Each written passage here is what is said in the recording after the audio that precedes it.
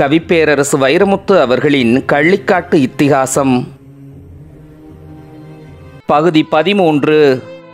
கடவுள் வேலைக்காரனாக முடியாது, வேலைக்காரன் கடவுளாக முடியாது. ஆனால் விவசாய கலாச்சாரத்தில் கடவுளாகவும் வேலைக்காரனாகவும் இருப்பது மாடுதான். வருஷமெல்லாம் அடி வாங்குவதும் அதுதான். தைப்பொங்கல் வந்தால் அவனவன் அரசியலை கொம்புகளில் தாங்கிக் கொண்டு சூடம் சாம்பிராணியோடு வணங்கப்படுவதும் அதே மாடுதான். பொண்டாட்டி இழந்த சோகத்தில் இருந்தே இன்னும் கரையேறாத பேயத்தேவர் மாடுகளையும் பறிகொடுத்த போது இடி விழுந்த வீட்டில் தீயும் பிடித்த மாதிரி நொறுங்கி கருகி போனார்.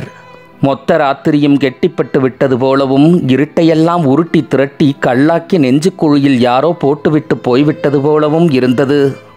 என்ன தாத்தா இது, பேய் பிடிச்ச மாதிரி உட்காந்துக்கிட்டு? எவன் வீட்டிலையாவது பண்ணைக்கு இருந்தாச்சும் மாட்டை நான் மீட்டுக்கிட்டு வர்றேன், பேசாமல் களியை தின்னு. ஆறிப்போன களித்தட்டை அவர் அருகே நகர்த்தி வைத்தான் மொக்கராசு. சில்லென்ற காற்றடித்ததும் மேக காம்பு சொலக்கென்று சுரந்து கொள்வது மாதிரி பேயத்தேவரின் தொண்டைக்குழிக்குள் இருந்த சோகம் கன்னத்தில் குதித்தது கண்ணீராய். ஏலே மொக்க, பெத்த பிள்ளை செத்திருந்தாலும் இப்படி உசுறு குறைஞ்சு உட்கார்ந்துருக்க மாட்டேன்டா. உங்க மாமன் இருக்கானே மசுராண்டி, அவனை கூட நான் தோளில் தூக்கி வளர்த்ததில்லடா. அந்த மயிலக்காளையை தோளில் தூக்கி சுமந்திருக்கேன்டா. இந்த தொழுவத்தில் தான் அது பிறந்துச்சு. தலையீத்து கண்ணு. ஒரு நாள் நான் வெள்ளைக்கரட்டுக்கு மாடு மேய்க்க போனால் தாயோட கண்டு வாரேன்னு வந்துருச்சு. உச்சி கரட்டில் மேய்ஞ்சி முடிச்சு வீடு திரும்ப மழை.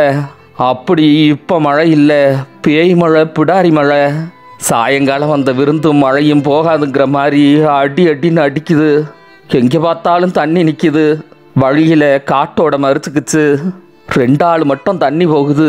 மாடுகள்லாம் நீந்தி போகுது. கண்ணு மறுகுது. என்ன பண்ண? இந்த 2 தோளில் தூக்குனேன் கண்ணு குட்டிய.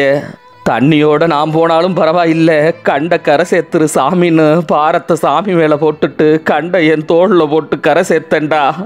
அன்னைக்கு அது என் உடம்புல ஒட்டுன வாசம் இன்னைக்கு வரைக்கும் மணக்குதுடா. பேயத்தேவர் ஒப்பு சொல்லி அழுதார்.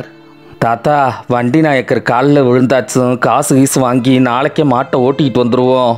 அந்த கடனை நான் கட்டுறேன், மொக்கராசு அழுத்தி சொன்னான். அதுக்கில்லடா மொக்க, நம்ம போய் சேர்றதுக்குள்ளே மாடு கை மாறாமல் இருக்கணுமே, கறிக்கு உரிக்காமல் இருக்கணுமே. கிழவனின் நியாயமான கவலையில் மூச்சு பேச்சில்லாமல் போனான் மொக்கராசு.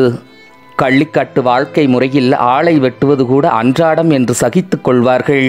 மாட்டை வெட்டுவதை மன்னிக்க மாட்டார்கள். ஒரு கள்ளிக்காட்டு விவசாயி ஆட்டுக்கறி, கோழிக்கறி, பறவைக்கறி, பன்றிக்கறி, உடும்புக்கறி, எலிக்கறி கூட தின்னுவானே தவிர மாட்டுக்கறி தின்ன மாட்டான். மாட்டை அடித்து தின்னுவது என்பது குடும்பத்தில் ஒரு ஆளை அடித்து சாப்பிடுவது மாதிரி. எந்த கறிக்கும் மாட்டுக்கறி தாழ்ந்ததல்ல. ஆனால் மாட்டுக்கறி தின்ன மாட்டேன் என்னும் விரதம் மாட்டின் மீது அவன் கொண்டுள்ள பாசம், விசுவாசம். தனக்கு சோறு போடும் மாட்டை கூறு போட விரும்பாது கள்ளிக்காட்டு கலாச்சாரம். மானம், வருமானம், சாப்பாடு, வீடு இதெல்லாம் விவசாயம் இல்லாமல் இல்லை. அந்த விவசாயமே மாடு இல்லாமல் இல்லை. வேட்டையாடி தின்ற விலங்குகளை விவசாயத்துக்கு அடக்கி பூட்டியதில் தொடங்கியதுதான் மனிதகுலத்தின் நாகரிகம். காட்டு மாட்டை அடக்கி வென்ற முதல் மாட்டுக்காரன் அந்த இனக்குழுவின் தலைவனானான். காலம் அவனுக்கு கண்ணு காது மூக்கு வைத்து சிவபெருமானாக்கியது. அவனை காளை மாட்டு வாகனத்தின் மீது அமர்த்தி வேறு அழகு பார்த்தது. பிறகு அவனையே கடவுளாக்கி கைகூப்பியது. இப்படியெல்லாம் கருதி கொண்டு பேயத்தேவர் சிவபெருமானை சொந்தக்காரனாக்கி கொள்வார்.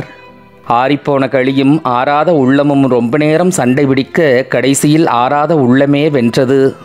என் மாட்டுக்கு கூழங்கீழம் போட்டு வச்சிருப்பாங்களோ, இல்லை கொலப்பட்டனையாக போட்டு கொண்டு விடுவாங்களோ நினைத்து நினைத்து தொண்டை வலித்து வார்த்தை கட்டி கொண்டது பேயத்தேவருக்கு. 2 வயசுலேருந்து 14 வருஷமாக அந்த வீட்டுக்கு ஓடா தெரிஞ்ச மாடு இல்லையா? ஒன்று செவலக்காலை, இன்னொன்று மயிலக்காலை. 2 மாடுகளும் என்ன அழகு, என்ன பொருத்தம்.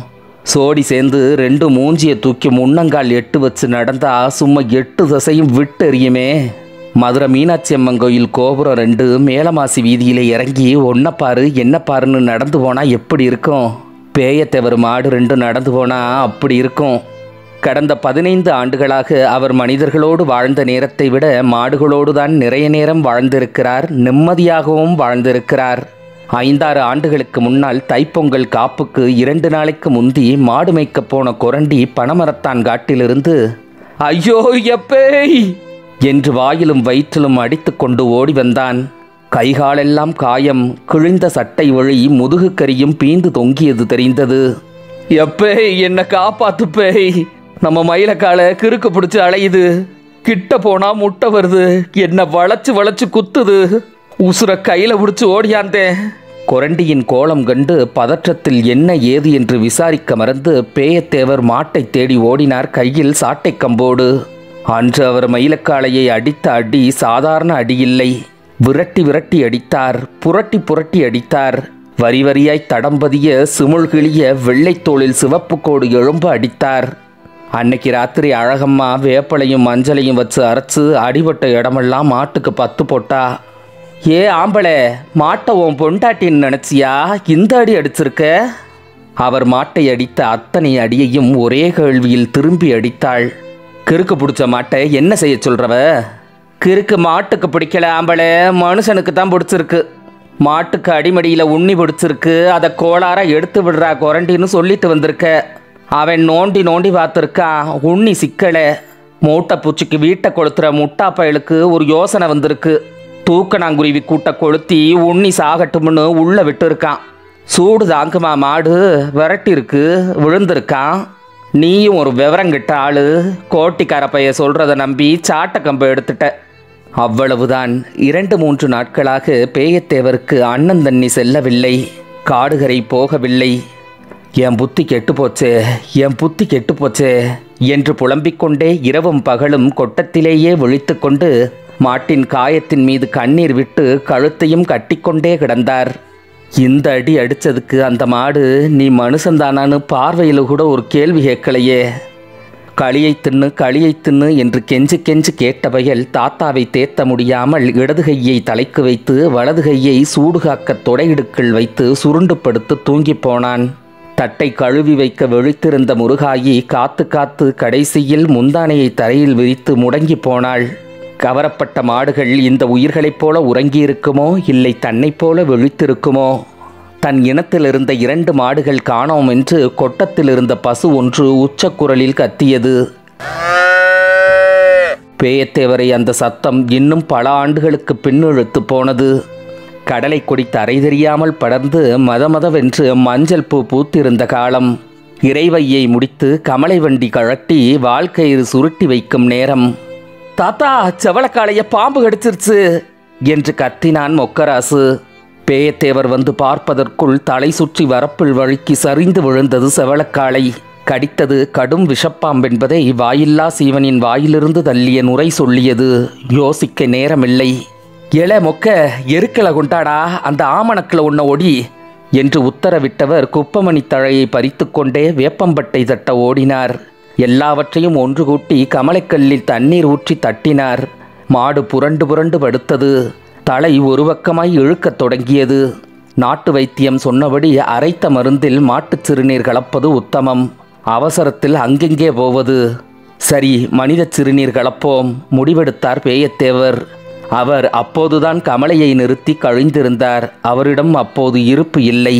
பேரனை கூப்பிட்டு அவசரமாய் ஆணையிட்டார். ஏல மொக்க, இதில் ஒன்று கடி. சின்ன பயல் நேரங்காலம் தெரியாமல் வெக்கப்பட்டான். பிறகு யோசித்து திரும்பிக்க என்றான்.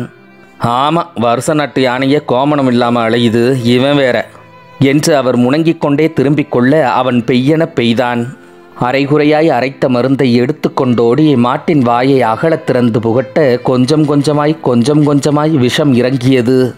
விஷம் நீங்கிய மாடு அன்றைக்கு அவரை ஒரு பார்வை பார்த்ததே. அப்படி ஒரு நன்றியுள்ள பார்வை எந்த மனுஷ கண்ணிலாவது உண்டா? கொம்பிலிருந்து குழம்பு வரை அந்த மாட்டின் அங்க லட்சணங்களை பார்த்து பார்த்து ரசிப்பார் பேயத்தேவர். நல்ல மாட்டுக்கு தொளதொளவென்று இருக்கக்கூடாது தோளுஞ்சதையும். கல்லாய் இறுகி இருக்க வேண்டும் பிட்டமும் முதுகும். 2 மாடுகளுக்கும் சதையில் அப்படி ஒரு இறுக்கம் இருக்கும். கட்டை விரலையும் ஆட்காட்டி விரலையும் அழுத்தி எந்த இடத்தில் நிமிண்டு பார்த்தாலும் தோல் சிக்காது. பாரம் சுமக்க வசதியாக கழுத்தில் மட்டும்தான் கொழுத்த சதை இருக்கும். செவளைக்காளைக்கு நடுமுதுகில் ஒரு சுழி இருக்கும். சில சுழி குடும்பத்தையே சுழிச்சிடும் என்று சொல்வார்கள். செவளைக்காளைக்கு இருப்பது நல்ல சுழியாம். பூரான் வடிவத்தில் நடுமுதுகில் ஆரம்பித்து முன்பக்கம் ஏறி முடிந்தால் அது ஏறுபூரான் சுழி. அதில் குடும்பம் தழைக்குமாம். கல்லை போட்டாலும் நெல்லு விளையுமாம். அதே சுழி நடுமுதுகில் ஆரம்பித்து வால்பக்கம் இறங்கி முடிந்தால் அது இறங்குப்பூரான் சுழியாம். குடி விளங்காதாம், நெல்ல போட்டா கள்ளு விளையுமாம். செவளக்காளைக்கு இருப்பது ஏறுபூரான் சுழி. ஏறுபூரான் சுழி இருந்தே இந்த பொழப்பு. இப்போ உள்ள மாட்டையும் ஓட்டிக்கிட்டு போயிட்டாங்க. சுழியில் கோளாரா, சோசியத்தில் கோளாரா? குடும்பத்தில் நல்லது பொல்லதுகளுக்கேற்ப மாடுகளுக்கும் இன்ப துன்பம் உண்டு. குடும்பத்திற்குள் எங்கோ ஒரு மூலையில் ஒரு சின்ன சந்தோஷம் தென்பட்டாலும் மாடுகள் இரண்டும் கண்களில் ஆனந்தம் காட்டும். குடும்பத்தில் ஒரு சிரமம் என்றாலும், யாராவது சீக்காய் கிடந்தாலும் கலந்து வச்ச தவிட்டு தண்ணி அப்படியே இருக்கும். மோந்து கூட பார்க்காமல் மூஞ்சு தூக்கி நிற்கும். செல்லத்தாயி முதல் புருஷன் செத்துப்போனதும், அழகம்மா உடம்பை வீடு கிடத்திய போதும் அந்த மாடுகள் கதறிய கதறல் இருக்கிறதே. இன்னும் அடிவயிற்றில் பாலம் பாலமாய் கிடக்கிறது அந்த கத்தல். விடிய விடிய உறங்கவில்லை பேயத்தேவர். எங்கேயோ ஒரு காக்கை கத்தியது. விழித்து கொண்டன வேப்ப மரத்து சிட்டுக்குருவிகள். பேயத்தேவரைப் போலவே தூக்கம் பிடிக்காத ஒரு சேவல் முன்னதாகவே கூவி சக கோழிகளை எழுப்பியது. என்னும் சத்தம் பேயத்தேவரை தூக்கி வாரி போட்டது. மனசு எதை தீவிரமாக நினைக்குதோ அதுவாகவே ஆகி போகுது கழுத என்று நினைத்து கொண்டார். மீண்டும் அதே சத்தம். இல்லையே, இது பொய் இல்லையே. கேட்ட சத்தமாச்சே, ஏன் மாட்டு சத்தமாச்சே. போர்த்தி இருந்த போர்வையை தூக்கி எறிந்துவிட்டு ஓடிப்போய் நடைவாசல் கதவு திறந்தார். பாதியறுத்த கைச்சோடு மயிலைக்காளையும் பீத்து கொண்டு வந்த முளைக்குச்சியோடு செவளக்காளையும் வந்துட்டமையா என்று கண்களில் நீர் பொங்கி நின்றன. வந்துட்டீங்களா என் செல்வங்களா? மாடுகளின் மீது விழுந்து புரண்டு தடவி வருடி அழுது புலம்பி அணைத்து அரற்றி அவற்றின் வாயோடு முத்தமிட்டு பைத்திய நிலையில் பரவசமானார் பேயத்தேவர்.